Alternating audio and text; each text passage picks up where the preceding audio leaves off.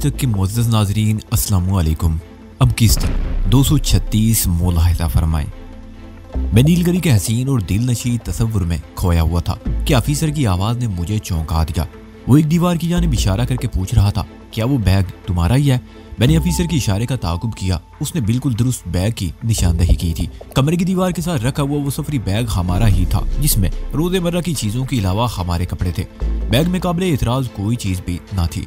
मैंने ऑफिसर के सवाल का मसबत जवाब दिया, हाँ ये बैग हमारा ही है।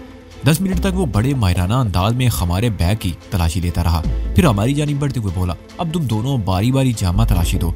मैंने कहा, ऑफिसर मैं मर्द हूँ, तुम बखुशी मेरी तलाशी ले लो, लेकिन मेरी साथी कलसूम एक लड़की है। इसकी जामा तलाशी के लिए अगर किसी लेडी सर्चर का इंतजाम हो जाए तो वो मेरी बात काटते हुए बोला, इसकी ज़रूरत नहीं। तो मैंने उलझनज़दा नजर से उसे देखा। उसने कहा, तो ये कि तुम्हारी साथी अपने लिबास की तमाम जेबें उलट कर दिखा दे, मैं मुतमईन हो जाऊंगा। ऑफिसर की तजवीज़ से मैंने अंदाजा लगा लिया कि वो एक माकूल और शरीफुल नफ्स इंसान था।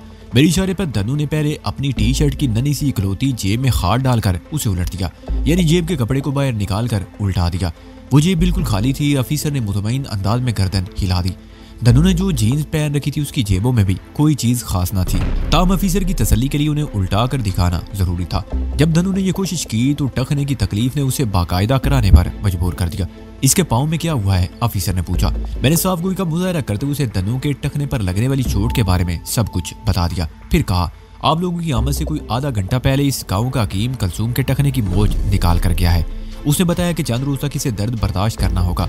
धनु के जोगर्द भी उतरवाए गए और मौजों तक को उलट कर देख लिया गया, लेकिन कोई ऐसी चीज ऑफिसर के हाथ ना लगी जो हमारे लिए परेशानी खड़ी करती।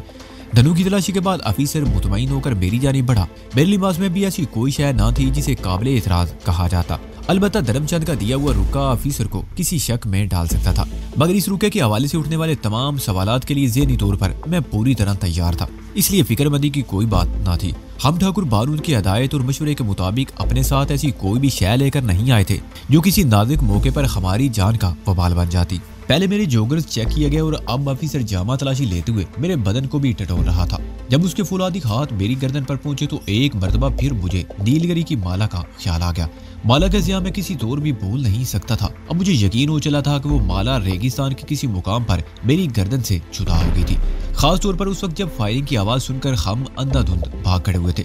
हम क्या, हमारे ऊंट भाग खड़े हुए थे। फायरिंग सरहदी मुआवजों की एक जीप से की जा रही थी, जिसका गालबन किसी स्मगलर पार्टी से टकराव हो गया था। जीप पर लगी लाइट मशीन गन से गोलियों की बौछार निकल रही थी, जिसकी आवाज से हमारे ऊंट बिदक गए थे। फिर जब धनु अपने ऊंट से नीचे गिर गई तो मैंने भी अपने ऊंट से छलांग लगा दी। हम अपनी जान बचाने के लिए रेत के ऊंचे नीचे टीलों में गिरते पड़ते आगे बढ़ते रहे थे। हरबंस और उसके दोनों साथियों ने अपने ऊंट रोकने की कोशिश नहीं की थी। मैं पूरे वसूख से कह सकता था कि रेत के टीलों में उलटने लुढ़कने के दौरान में वो कीमती माला किसी तरह मेरी गर्दन से निकल गई थी, जिसका उसूल अब तकरीबन नामुमकिनात में से था। मैं वापस रेगिस्तान के उस खतरनाक हिस्से में जा सकता था और ना ही वो माला अज खुद उठकर मेरी गर्दन तक पहुंच सकती थी। अलबत्ता नीलगिरी से कुछ भी बाईद नहीं था, मगर इस वक्त पेश आमदा सूरत से मैं बरसरे पैकार था। हम आसमान से गिरकर खजूर में अटक चुके थे। ये क्या है? ऑफिसर के सवालिया जुमले ने मुझे ख्यालात की नगरी से वापस आने पर मजबूर कर दिया। वो एक कागज मेरी आंखों के सामने लहराते हुए पूछ रहा था, इस कागज पर हिंदी जबान में क्या लिखा हुआ है? मैंने चौंक कर ऑफिसर के हाथ में दबे उस कागज को देखा। वो पंडित किशोरी लाल के नाम धर्मचंद मुखिया का दिया हुआ रुका था, जिसके मुताबिक पंडित ने मुझे 50,000 रुपए देने थे। ऑफिसर वो रुका मेरे लिबास से बरामद कर चुका था। मैंने कहा, ऑफिसर मैं तुम्हें बता चुका हूँ कि इंडिया के सरहदी गाँव सुई गांव के मुखिया धर्मचंद ने हमें इधर पहुंचाने का बंदोबस्त किया था। ये उसी का दिया हुआ खत है। उसके मुताबिक पंडित किशोरी लाल हमें बाइफादत कराची तक पहुंचाने का इंतजाम करेगा। मैंने 50,000 रुपए की रकम का जिक्र दारिस्ता गोल कर दिया था। ऑफिसर गालबन हिंदी तहरीर को पढ़ने से कासर था। वो नावाकफियत के अंदाज में इस रुके को उलट पलट कर देखने लगा। उसने कुछ देर बाद वो रुका पंडित की जानिब बढ़ाते हुए कहा, कशूरी लाल इसे तुम ही पढ़कर सुनाओ। कशूरी लाल ने हिचकिचाते हुए वो रुका अपने हाथ में ले लिया। उसके गुरेज अमेज अंदाज को देखते हुए रेंजर्स ऑफिसर ने कहा, घबराओ नहीं, ये कोई जहरीला सांप नहीं बल्कि कागज का एक टुकड़ा है जो तुम्हें जरा सी भी गजीन नहीं पहुंचाएगा। पंडित ने सहमे हुए लहजे में कहा, मेरे लिए तो कागज का ये पुर्जा किसी खतरनाक नाग से कम नहीं महाराज। हाँ तुम सही कहते हो, ऑफिसर ने कहा। इस रुके की तहरीर तुम्हारे काले करतूतों का सबूत पेश करेगी। वाकई ये कागज तुम्हारे लिए बहुत नुकसानदेह साबित होने वाला है। एक लम्हे के तवक्कुफ से उसने इजाफा किया, लेकिन पंडित किसी हेरा फेरी का ख्याल भी दिल में ना लाना, एक एक लफ्ज ठीक ठाक पढ़ना। मैंने हिंदुस्तान में अच्छा खासा वक्त गुजारा था, जिसकी वजह से मैं हिंदी रस्मुल खत को अच्छी तरह पढ़ने, समझने और लिखने लगा था। बोलचाल में तो हिंदी बढ़िया तक उर्दू के ममासिल है, इसलिए मुझे बोलने और समझने में किसी दिक्कत का सामना नहीं करना पड़ा था। मैंने अपनी जरूरत के तहत हिंदी के ठीठ अल्फाज भी सीख लिए थे। कहते हैं जरूरत इजाद की माँ है, ऐसा कहते हैं तो ठीक ही कहते हैं। वक्त पड़ने पर इंसान मुश्किल से मुश्किल काम भी सीख ही जाता है। जो लोग चिट्टे अनपढ़ होते हैं, किस्मत की यावरी जब उन्हें यूरोप या अमेरिका के किसी ऐसे मुल्क में सेटल कर देती है जहां इंग्लिश बोली जाती है, तो वो थोड़ी अरसे में फर अंग्रेजी बोलने लगते हैं। पंडित किशोरी लाल ने वो रुका पढ़कर सुना दिया, ताहम यहाँ उसकी साजिशाना हिंदू ज़हनियत खुलकर सामने आ गई थी। वो रकम के मामले में डंडी मार गया था। मैंने तो किसी मसले की बिना पर 50,000 रुपए का जिक्र नहीं किया था, मगर पंडित की अजारी अबेज बेईमानी पर मैं खामोश नहीं रह सकता था। पंडित, तुमने ऑफिसर की तंबी को नजरअंदाज करके अपने लिए गड़ा खोदा है, मैंने किशोरी लाल की आंखों में देखते हुए कहा। क्यों? वो लुकनत ज़दा लहजे में बोला। मैंने ऐसा क्या किया है? मैंने गंभीर अंदाज में कहा। तुमने रुके के चंद नहायत अहम मंदरजात को हज़फ करके पढ़ा है। याद है ऑफिसर ने इस सिलसिले में तुम्हें वार्निंग भी दी थी। मेरी इनकी शव पर ऑफिसर ने नफरत अमेज नजर से पंडित किशोरी लाल को घूरा, फिर मुझसे मुखातिब होते हुए पूछा, तुम बताओ मुराद, पंडित ने कहाँ गड़बड़ की है? मैंने उसे असल बात से आगाह कर दिया। उसने हैरत से आंखें फैलाकर मुझे देखा और कहा, क्या तुम हिंदी तहरीर पढ़ लेते हो? मैंने मसले के तकादे के पीछे नजर नफी में गर्दन हिला दी, वरना मुझे इंडिया का कोई खुफिया एजेंट भी समझा जा सकता था, जबकि मैं अब तक के अपने बयान में खुद को बांग्लादेश का बाशिंदा जाहिर कर चुका था। ऑफिसर ने सवाल किया, फिर तुम्हें कैसे मालूम हुआ कि खत में 50,000 रुपए पाकिस्तानी करेंसी का जिक्र मौजूद है? सीधी सी बात है, मैंने आम से लहजे में कहा। धर्मचंद ने ये रुका मेरे हवाले करते हुए मुझे ये बात बताई थी। इस किस्म के जराइम पेशा लोग जो कि जबान के धनी होते हैं, इसलिए मैंने धर्मचंद की बात का एतबार कर लिया। लेकिन मैंने जरा तवक्कुफ देकर पंडित को घूरा और बात जारी रखते हुए कहा, लेकिन पंडित की ताज़ा तरीन चालाकी को देखकर मैं कह सकता हूँ कि इस शोबे में इस जैसी कुछ काली भीड़ें भी होती हैं। मेरे तबसरे पर आबनूसी रंगत का मालिक पंडित किशोरी लाल पीछो ताब खाकर रह गया। 50,000 रुपए के जिक्र पर ऑफिसर खासा चौकन्ना और मोहतात हो गया था। उसे हम सबको मजमूई तौर पर मुखातिब करते हुए तहमकाना लहजे में कहा, तुम हमारे साथ हेडक्वार्टर चलोगे? पंडित ने हाथ जोड़कर बाकायदा मिन्नत समाजत शुरू कर दी, मगर ऑफिसर ने उसकी एक ना सुनी और हतमी अंदाज में कहा, तुम्हें जो भी रोना गाना और चीखना चिल्लाना है वो हेडक्वार्टर में जाकर शौक पूरा कर लेना।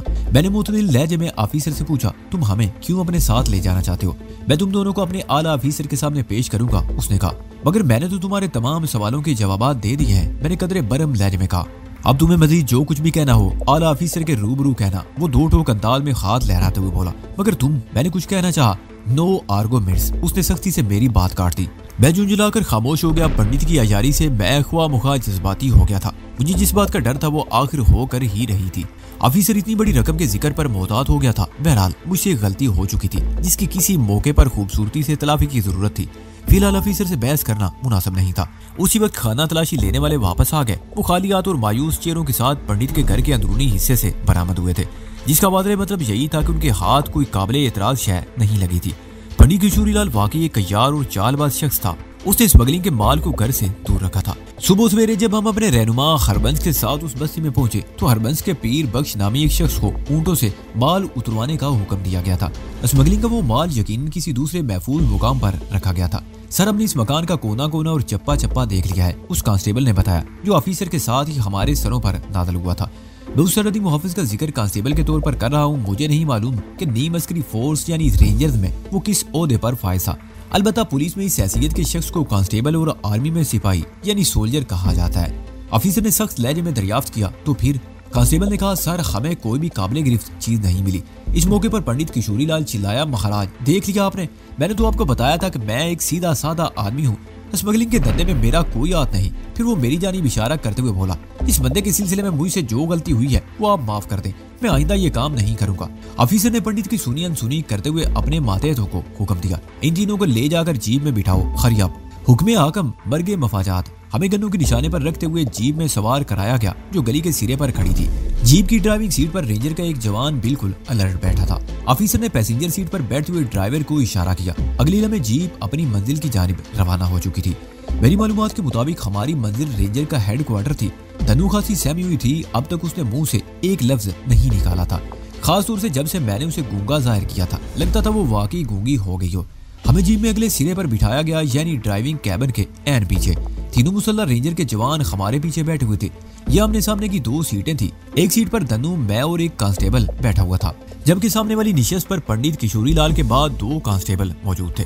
हम सब उस तरतीब से बैठे कि मेरे ऐन सामने वो कांस्टेबल था जो ऑफिसर के साथ सबसे पहले पंडित के घर पहुंचा था। हमारे सामान वाला बैग जीप के फर्श पर रखा था, ताम उस पर सरहदी मुहाफिजों ही का कब्जा था। मैंने वक्त गुजारी और अपनी मालूमात की खातिर अपने रूबरू बैठे कांस्टेबल से बातचीत शुरू कर दी। भाई ये तो बताओ तुम लोगों का हेडक्वार्टर यहाँ से कितना दूर है? मेरा सवाल बहुत आम सा था, इसलिए उसने जवाब देने में कोई तरद्दुद नहीं किया। हम 15-20 मिनट में वहाँ पहुँच जाएंगे। मैंने पूछा, तुम्हारा जो ऑफिसर जीप की पैसेंजर सीट पर बैठा है उसका उहदा क्या है? वो सूबेदार साहब है, उसने जवाब दिया।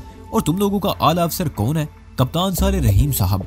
कप्तान किस किस्म के आदमी है? उसने शक-अमेज़ नजर से मुझे देखा और कहा, तुम अपनी जबान बंद ही रखो तो तुम्हारे लिए बेहतर होगा। मैंने उसके बराबर में बैठे हुए कांस्टेबल की एक खुफिया हरकत को नोट कर लिया था। मजगूरा कांस्टेबल ने मुझसे बात करने वाले कांस्टेबल की पसलियों में अपनी कूनी से टहुका दिया था, जिसका वाज़ेह मतलब यही था कि मुझसे ज्यादा फ्री होने की जरूरत नहीं। मैंने हिम्मत ना आ रही और अपने सामने बैठे हुए कांस्टेबल को मुखातिब करते हुए लिजाजत अमेज अंदाज में कहा, अच्छा भाई बस एक बात बता दो, हेडक्वार्टर के जिक्र पर पंडित किशोरी लाल का पित्ता पानी क्यों हो गया था? क्या वो कोई बहुत ही खतरनाक और डरावनी जगह है? जवाब देने की बजाय कांस्टेबल ने मुझे बुरी तरह झिड़क दिया। क्या तुमने मेरी बात नहीं सुनी? सुनी है जनाब, मैं संजीदगी से बोला। तो फिर इसे ध्यान में रखो। दूसरे कांस्टेबल ने धमकी अमेज अंदाज में कहा, अगर अब तुमने कोई सवाल किया तो तुम्हारे साथ अच्छा सलूक नहीं किया जाएगा। मैं अपने साथ किसी बुरे सलूक की ख्वाहिश नहीं रखता था, इसलिए खामोश रहना ही मुनासिब समझा। दन्नू तो गूंगी बनी हुई थी, नाचार मैं भी गूंगा बन गया। ये गूंगों की एक ऐसी जोड़ी थी जिसकी मिसाल कहीं नहीं मिलती थी। अच्छे खासे हंसते बोलते कह के उछालते दो इंसानों को वक्त के जबर और हालात की मसलियत ने गूंगा बनकर चुप बैठने पर मजबूर कर दिया था। कांस्टेबल की फराम करदा मालूमात के बिलक्स 15-20 मिनट की बजाय हमारी जीप रेत उड़ाती लगभग आधे घंटे में अपनी मंजिल मकसूद पर पहुंच गई। रेंजर का हेडक्वार्टर एक हवेली में कायम किया गया था। इस हवेली का बेशतर हिस्सा अब खंडर की शक्ल इख्तियार कर चुका था। बस 2-3 कमरे इस्तेमाल के काबिल थे जिन्हें रेंजर वालों ने ठीक ठाक करके अपनी चौकी कायम कर रखी थी। दरअसल इसी चौकी को हेडक्वार्टर के नाम से पुकारा जाता था। हमें एक कमरे में ले जाकर बिठाया गया। वो एक आम सा कमरा था जिसमें एक मेज के सामने चंद आहिनी कुर्सियां पड़ी हुई थी। कमरे की मशरकी की दीवार के साथ एक आहिनी बेंच रखी हुई थी। कमरे की हालत से अंदाजा होता था कि इसे दफ्तरी जरूरियात से ज्यादा उठने बैठने के लिए इस्तेमाल किया जाता था। हम पर कड़ी नजर रखने के लिए एक मुसल्ला जवान कमरे के दरवाजे में अटेंशन खड़ा था। आधे घंटे बाद मुझे सूबेदार की शक्ल दिखाई दी जो सुबह पंडित के घर पहुंचा था और हमें अपने साथ यहाँ ले आया था। उसने कमरे में आकर मुझसे कहा, कप्तान साहब आप दोनों को याद कर रहे हैं? मैंने खड़े होते हुए पूछा, पंडित का क्या हुआ? पंडित को भूल जाओ, वो करख्त अंदाज में बोला। फिर भी मैंने किशोरी लाल के बारे में जानना चाहा, मगर सूबेदार ने मेरी बात काटते हुए कहा, तुम्हें सिर्फ और सिर्फ अपने बारे में सोचना चाहिए। पंडित के साथ हम उसके शायाने शानी सलूक करेंगे, मगर तुमने अगर कप्तान साहब के सामने अपनी दरोगोई जारी रखी तो समझ लो तुम्हारा अंजाम कुछ अच्छा नहीं होगा। सूबेदार की धमकी अमेज गुफ्तगू से मुझे बखूबी अंदाजा हो गया कि खेल बिगड़ चुका है। सूबेदार ने मेरी दरोग गोई का हवाला देकर मुझे ये बावर करवाने की कोशिश की थी कि उसने मेरी कहानी को यकीन की नजर से नहीं देखा था। मैंने धनु को इशारा किया, वो भी उठकर खड़ी हो गई। फिर हम सूबेदार की मुय्यत में चलते उस कमरे के सामने पहुंच गए जिसके अंदर कप्तान साले रहीम मौजूद था। सूबेदार ने कमरे के दरवाजे पर मखसूस अंदाज में दस्तक दी और हमें अंदर दाखिल होने का इशारा कर दिया। हमने सूबेदार साहब के इशारे की तामील की। कमरे में दाखिल होते ही हमारे अकम में दरवाजा बंद हो गया। यकीनन दरवाजा सूबेदार ने बंद किया था। हम कप्तान साले रहीम की जानिब मुतवज्जो हो गए। कप्तान साहब की उम्र लगभग 50 साल रही होगी। नायत मुतासर कुन शख्सियत का मालिक था। उसके चेहरे से जानत और तजरिबा झलकता था। कप्तान की कनपटियों के बाल सफेद हो चुके थे। मजमूई तौर पर वो एक जहादीदा, बुर्दबार और अपने पेशे का माहिर दिखाई देता था। सच्ची बात तो ये है कि मैं उसकी शख्सियत से खासा मुतासर हुआ था। कप्तान साले रहीम के इशारे पर हम उसकी मेज के सामने रखी कुर्सियों पर बैठ गए। वो चलने में अपनी मेज पर मौजूद चीजों की तरतीब बदलता रहा। फिर हमारी जानिब देखते हुए बोला, तुम लोगों ने अपने नाम मुराद और कलसूमी बताए हैं ना? मैंने इस बात में जवाब दिया, जी कप्तान साहब। वो बड़े मुशफ़्फ़काना अंदाज में बताने लगा, मिस्टर मुराद, गुज़री रात सरहद के उस पार रेगिस्तान में स्मगलरों की एक पार्टी से हमारी मडभीड़ हो गई थी। वो कुछ इस अंदाज में बोल रहा था जैसे हम उसके पुराने शनासा हों। अपनी बात को जारी रखते उसने कहा, हमने अपनी जीप से उन पर फायरिंग की थी। लाइट मशीन गन से बरसने वाली गोलियों ने स्मगलरों को वहीं रेत पर इस तरह ढेर कर दिया कि उनके जिस्म से आवाज तक ना निकल सकी। एक लम्हे के तवक्कुफ से उसने इजाफा किया, ये LMG की गोलियां इतनी सफाक होती हैं। हम खामोशी से कप्तान साले रहीम को देख रहे थे। दनु तो खामोश रहने पर मजबूर थी कि उसे गूंगा जाहिर किया गया था, मगर मैं भी चुपचाप बैठा कप्तान को सुन रहा था। वो कह रहा था, बरखुरदार, मैंने जिस स्मगलर पार्टी का जिक्र किया है वो 4 अफराद पर मुश्तमिल थी। उन चारों ने हमारे जवानों पर जवाबी फायरिंग भी की थी, लेकिन खुदा का शुक्र है कि हमारे जवानों को किसी किस्म का कोई नुकसान नहीं उठाना पड़ा। स्मगलरों के 2 साथी हमारी फायरिंग से मौत के घाट उतर गए और बाकी 2। उसने जुमला अधूरा छोड़कर सवालिया नजर से हमें देखा। उसका अंदाज ऐसा था जैसे उसे तवक्को हो कि मैं फौरन बोल उठूंगा, लेकिन मैंने उसकी तवक्को के खिलाफ जबान से एक लफ्ज ना अदा किया। मैं अपने अंदरूनी तजस्सुस को उस पर जाहिर नहीं होने देना चाहता था। बाकी दो में से वो अपनी बात को आगे बढ़ाते हुए बोला, यानी एक बंदा और एक बंदी अभी तक हमारे हत्थे नहीं चढ़े। इतना कहकर वो टटोलती हुई नजर से एक मर्तबा फिर बारी बारी हमारे चेहरों का जायजा लेने लगा। तनु गूंगी थी, मैं भी गूंगा बना बैठा रहा। कप्तान साले रहीम नरम आवाज में बात जारी रखते हुए बताने लगा, आज सुबह हमें अपने खुफिया जराये से इतला मिली कि 2 अफराद गैर कानूनी तौर पर सरहद उबूर करके हमारे मुल्क में आए हैं। उनमें एक मर्द और एक औरत है। वो दोनों पंडित किशोरी लाल के घर में ठहरे हुए हैं। एक लम्हे को तवक्कुफ देकर कप्तान ने अपनी मेज की दराज खोली, एक नजर अंदर झांका, दराज को बंद किया, फिर हमारी जानिब मुतवज्जो होकर बोला। मैंने सूबेदार मोहम्मद रमजान को फौरन पंडित के घर की तरफ रवाना कर दिया, मगर नतीजा हमारी तवक्को के मुताबिक बरामद न हुआ। पंडित के घर पर तुम दोनों से सूबेदार की मुलाकात होगी। तुम हमारे मतलूबा बंदे तो नहीं हो, लेकिन कप्तान जुमले को नामुकम्मल छोड़कर मुझे तकने लगा। इस मौके पर मैंने बोलना जरूरी समझा। मैंने सवालिया अंदाज में कहा, लेकिन क्या कप्तान? लेकिन वो गर्दन को इस बाती जुम्बश देते हुए बोला, लेकिन ये बरखुरदार कि तुम दोनों गलत तरीके से हमारे मुल्क में दाखिल हुए हो। तुम्हारे ये जुर्म नजरअंदाज किए जाने के काबिल नहीं है। मैंने बेजारी से कहा, मैं अपनी मजबूरी की वजाहत कर चुका हूँ। यकीनन, कप्तान ने ताईदी अंदाज में सारी लाया। तुमसे पूछगछ की मुकम्मल रिपोर्ट सूबेदार रमजान मुझे दे चुका है, जिसके मुताबिक तुमने मुतअद्दिद झूठ बोले हैं। हम तुम्हारी कहानी पर कैसे यकीन कर लें? मैंने कौन से झूठ बोले हैं? मैंने उगड़े हुए लहजे में कहा, मैं बताता हूँ, क्योंकि ये जानना तुम्हारा हक है। कप्तान ने मोतदिल और संजीदा अंदाज में बोलना शुरू किया। तुम्हारे बयान के मुताबिक तुम दोनों बांग्लादेश से इंडिया और फिर इंडिया से पाकिस्तान आए हो। बांग्लादेश में मुस्लिम कुछ फसादात में तुम दोनों के घर वाले जान हार गए थे। क्या मैं सही कह रहा हूँ? मैंने इस बात में सारी ला दिया। वो बात को आगे बढ़ाते हुए बोला, बरखुरदार, मैंने बड़ी दुनिया देखी है। पूरे पाकिस्तान के अलावा दुनिया के 14-15 ममालिक में मुझे रहने का मौका मिला है। मैंने बांग्लादेश में भी 3 साल गुजारे हैं। एक लम्हे को वो खामोश हुआ, फिर गंभीर लहजे में बोला, तुम दोनों का रंगो रूप, कद काट और सेहत और जवानी बांग्लादेश से लगा नहीं खाती। फिर हर मुल्क और हर खित्ते में बसने वालों के कुछ मखसूस खदोखाल होते हैं। इस हवाले से भी तुम दोनों में बंगालियों वाली कोई बात नजर नहीं आती। मेरा मुशाहिदा और इल्म ये बताता है कि तुम्हारा ताल्लुक पाकिस्तान या हिंदुस्तान से है, जबकि तुम्हारी साथी थाईलैंड, चाइना या तिब्बत की रहने वाली है। तुम इस सिलसिले में क्या कहते हो? सवाल करके वो जवाब तलब नजरों से हम दोनों का जायजा लेने लगा। कप्तान ने तो हमारा एक्सरे कर डाला था। उसकी तजरिबाकार निगाह की दाद देने को दिल चाह रहा था, मगर ये मौका तफरीह का नहीं था। कप्तान के इंकिशाफ ने हम दोनों को परेशान कर दिया था। मैं कदरे उलझ गया। तनु भी हिरासा नजर से मुझे देख रही थी। जब हम में से कोई भी कुछ ना बोला तो कप्तान ने कहा, मुझे मेरे सवाल का जवाब मिल गया। तुम्हारे चेहरों के तासरात ने मुझे बता दिया है कि मेरा ख्याल 100% दुरुस्त है। वो चलने में अपने दोनों हाथों को घूरता रहा, फिर धीमे लहजे में बोला, मिस्टर मुराद, मुझे नहीं यकीन कि तुम्हारा नाम मुराद और तुम्हारी साथी का नाम कलसूम है। इस सिलसिले में भी तुमने यकीनन दरोग गोई से काम लिया होगा। सच बताओ, तुम दोनों कौन हो, कहां से आए और तुम्हारे नाम क्या है? पाकिस्तान में तुम्हारी आमद का मकसद क्या है? बात खत्म करते करते कप्तान के लहजे में खासी सख्ती आ गई थी। अब वो पहले वाला नर्म खू और मेहरबान ऑफिसर नजर नहीं आता था। मैंने दिल में फैसला किया कि बड़ी हद तक सच बोलकर इनसे जान छुड़ाने की कोशिश करता हूँ। मैंने घनकार का गला साफ करते हुए कहा, कप्तान साहब, आपका अंदाजा बड़ी हद तक दुरुस्त है। मैं पैदाइशी तौर पर पाकिस्तानी हूँ। मेरी जिंदगी का बेशतर हिस्सा सिंगापुर में गुजरा है। फिर मैंने दनु की जानिब इशारा करते हुए कहा, ये मेरी दोस्त है। इसके आबा व अजदाद का ताल्लुक तिब्बत से था। उसके बाद मैंने नागुफ्ती और इंतहाई जाती वाकयात को छुपाते हुए कप्तान को अपने और दनु के बारे में सब कुछ बता दिया। वो पूरी तवज्जो से मेरी बात सुनता रहा। बीच बीच में बाद वाकयात पर उसकी आंखें हैरत से फैल जाती थी। बहरहाल मैंने उसे एक खास हद से आगे कुछ नहीं बताया था। मेरी जिंदगी की कहानी का लबे-लुबाब ये था कि मैं शर के खिलाफ हक की जंग लड़ रहा हूँ। मेरे सरंगेज और जामे बयान ने कप्तान को मुतमईन कर दिया। उसने बाद सवालात भी किए जिनके मैंने तसल्ली बख्श जवाब दिए। मैंने कप्तान को अपने असल नाम भी बता दिए थे। जाहिर है धनु का गूंगापन भी मुझे खत्म करना पड़ा था। मेरे इंकिशाफ पर कप्तान ने नरमी से कहा, इस बात का हमें सुबह ही पता चल गया था। सुबह ही? मैंने उलझनज़दा नजर से उसे देखा। वो ज़ेरे लब मुस्कुराते हुए बोला, हाँ सुबह ही।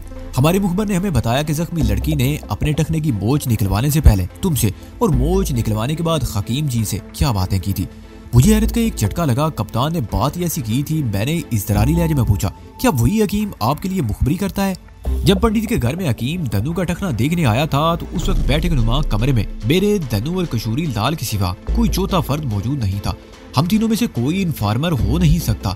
आज आकर हकीम पर ही तान टूटती थी। फिर कप्तान ने दनु की हकीम से बातचीत का हवाला भी दिया था, जिससे सारा शक हकीम की तरफ जाता था। कप्तान मेरा सवाल सुनकर ज़ेरे लब मुस्कुराया और ठहरी हुई आवाज में बोला, तुम्हारे ये सवाल मुझ तक नहीं पहुंचा। तुम अपने तौर पर जो भी नतीजा अखज़ कर लो, तुम्हें इसका हक है। माशाल्लाह, तुम तो खासे तजरीबेकार सैलानी और मुहिम जू हो। कप्तान ने बड़े मुबहम अल्फाज में मेरी तारीफ की थी। मैं समझ गया कि वो अपनी जबान से हकीम के मुखबर होने का इकरार नहीं करना चाहता। वैसे उसका अंदाज ही मेरे सवाल का मुस्बत जवाब था। हकीम के सिवा और कोई शख्स ये खबर उन तक नहीं पहुंचा सकता था। मैंने अपने मतलब की तरफ कप्तान की तवज्जो देते हुए पूछा, अब हमारे लिए क्या हुक्म है? आप लोगों ने हमारे बारे में क्या सोचा है? तुम दोनों को मजीद 2-3 घंटे हमारी चौकी पर रुकना पड़ेगा, कप्तान ने जवाब दिया। महकमे जाती जरूरी कार्रवाई के बाद आपको मुकामी पुलिस के हवाले कर दिया जाएगा। पुलिस के हवाले क्यों जनाब? हमारे बाद उनका काम शुरू होता है, इसलिए। तो इसका मतलब है आप हमसे मुतमईन नहीं हो? एक हद तक मुतमईन हुए हैं, कप्तान साले ने मजबूत लहजे में कहा। बाकी का इत्मीनान मुकामी पुलिस वाले करेंगे। मैंने उलझे हुए अंदाज में कहा, मैं कुछ समझा नहीं जनाब। देखो बरखुरदार, कप्तान का लहजा फिर मुशफ़क़ाना हो गया। हम सरहदी मुहाफिज हैं, हमारा काम वतन अजीज की सरहदों की हिफाजत करना है। हम ये काम नाए तनदेही और जोश और जज्बे से करते हैं। अपनी ड्यूटी के मुकाम पर हम बड़ी चौकस नजरों से सरहद की निगरानी करते हैं। हर किस्म की गैर कानूनी नकलो हरकत आमदोशद को रोकना हमारा अव्वलीन फरीजा है। और इस फर्ज अदायगी के दौरान में जो मुजरिम हमारे हत्थे चढ़ते हैं, उन्हें जरूरी कार्रवाई के बाद हम अपनी रिपोर्ट के लिए मुकामी पुलिस के हवाले कर देते हैं। इसके बाद उनका काम शुरू हो जाता है। वो मामले की नोयत और जुर्म की संगीनी देखते हुए पेशकदमी करते हैं। हमारा दायरा कार तो सिर्फ यहाँ तक है। मुल्क दुश्मन और कानून शिकन हरकत और सकनात करने वालों को हम पकड़ते हैं, फिर उन्हें मुकामी पुलिस वालों के हवाले कर दिया जाता है। मैंने कहा, हमने तो कोई भी मुल्क दुश्मन हरकत नहीं की। तुम किसी हद तक दुरुस्त कह रहे हो, कप्तान ने तायद करते हुए कहा। लेकिन गैर कानूनी तौर पर किसी भी मुल्क में दाखिल होना ये कानूनन जुर्म है। ये जुर्म कितनी भी मजबूरी की हालत में किया जाए, इसलिए तुम दोनों को पुलिस फेस करना होगा। मेरे सीने से एक इत्मीनान भरी सांस खारिज हुई। एक फौरी ख्याल ने मुझे सुकून कलम से नवाज दिया था, और वह अछूता ख्याल ये था कि हमें मुकामी पुलिस के हवाले किया जा रहा था। आप ये सोच रहे होंगे कि पुलिस की कस्टडी में जाने को मैं अछूता और इत्मीनान बख्श ख्याल क्यों कर रहा हूँ। दरअसल बात यह है कि मैंने सुबह से दोपहर तक रेंजर वालों के साथ अच्छा खासा वक्त गुजारा था, और इनके बारे में मैं इस नतीजे पर पहुंचा था कि इनसे किसी किस्म की साजबाज मुमकिन नहीं थी। यह हकीकत थी कि हमने सरहद पार करके सरहदी कवानीन की खुली खिलाफ वर्जी की थी, जो कानून शिकनी के जमरे में आती थी। रेंजर्स वाले नायत ईमानदार और फर्ज शनास साबित हो रहे थे। वे गैर कानूनी हरकत करने के बाद उनसे किसी किस्म की रियायत की तवक्को नहीं रख सकता था। हाँ, अलबत्ता पुलिस का मामला दूसरा था। मैंने बड़े सगीर में पाको हिंद की पुलिस की बहुत तारीफ सुन रखी थी। पिछले कुछ अरसे से इंडिया पुलिस से तो मेरा गहरा वास्ता भी रहा था। मैं उनकी रग रग से वाकिफ हो चुका था। लिहाजा इस तनाजुर में पुलिस वालों के पास पहुंचने के बाद हमारे लिए आसानियां पैदा होने की उम्मीद की जा सकती थी। मैंने कप्तान साले रहीम से पूछा, पंडित किशोरी लाल कहाँ गया? वो हमारे कब्जे में है, उसने बताया। जिस तरह तुम्हारे काफिले वालों ने ऊंटों पर जो माल स्मगल करके बस्ती के दाखिली हिस्से में वाक़ हवेली तक पहुंचाया है, पंडित ने उसके बारे में सब कुछ कबूल कर लिया है। पंडित के दोनों आदमी आचर और पीर बख्श भी हमारी तहवील में आ चुके हैं। अलबत्ता तुम्हारे काफिले का सरबराह खरबंद साहब से निकल गया है। स्मगलिंग का माल बरामद कर लिया गया है। पंडित के बारे में भी एक सनसनीखेज रिपोर्ट तैयार हो रही है, उसे भी तुम दोनों के साथ ही हवाले पुलिस किया जाएगा। कप्तान का इंकशाफ पूरा मालूमात था। मुझे अपनी रकम का ख्याल आ गया। कप्तान साहब, मैंने तशवीशनाक लहजे में कहा। सुई गांव के मुखिया धर्मचंद ने मुझे एक रुका दिया था, जिसमें हाँ वो रुका मैं पढ़ चुका हूँ। वो कते कलामी करते हुए बोला, सूबेदार मोहम्मद रमजान ने सबसे पहले मुझे वही खत दिखाया था। सूबेदार हिंदी तहरीर नहीं पढ़ सकता, लेकिन मैं उर्दू अंग्रेजी के अलावा सिंधी, पंजाबी, गुजराती और हिंदी जबान भी बहुत अच्छी तरह लिख पढ़ और बोल सकता हूँ। मैंने कहा, अगर आपने वो रुका पढ़ लिया तो फिर आपको ये बात मालूम हो गई होगी कि पंडित ने मुझे पाकिस्तानी करेंसी में 50,000 रुपए देना है। हाँ, मैंने ये भी पढ़ा है। फिर कप्तान ने सवालिया अंदाज में जुमला खत्म किया था। मैंने कहा, आप ये तो कर सकते हैं, मुझे वो रकम ही दिला दें। नामुमकिन, वो कतियत से बोला। हमारा काम मुजरिम को पकड़कर मुकामी पुलिस के हवाले करना है। तुम ये फरमाइश पुलिस वालों से करना, वहाँ पंडित भी मौजूद होगा। मुमकिन है तुम्हारा काम हो जाए, वैसे मुझे इसकी ज्यादा उम्मीद नहीं है। मैं खामोश हो गया। कप्तान ने बात खत्म करने वाले अंदाज में कहा, ठीक है, अब तुम दोनों दूसरे कमरे में चले जाओ। उसके साथ ही उसने सूबेदार को बुलाकर हमें उसके हवाले कर दिया। सूबेदार मोहम्मद रमजान ने तंजिया मुस्कुराहट से दन्नू को देखा, फिर मेरी जानिब तकते हुए पूछा, मिस्टर मुराद, क्या तुम्हारी साथी कलसूम अभी तक गूंगी है या इसने बोलना सीख लिया है? मैं उसके तंज को समझ रहा था। सूबेदार को ये तो मालूम था कि दन्नू कुव्वते गोयाई से बैरून नहीं, लेकिन वो ये बात अभी नहीं जानता था कि हम मुराद और कलसूम नहीं बल्कि वहीदान और दन्नू है। खैर, बहुत जल्द इसे पता चलने वाला था।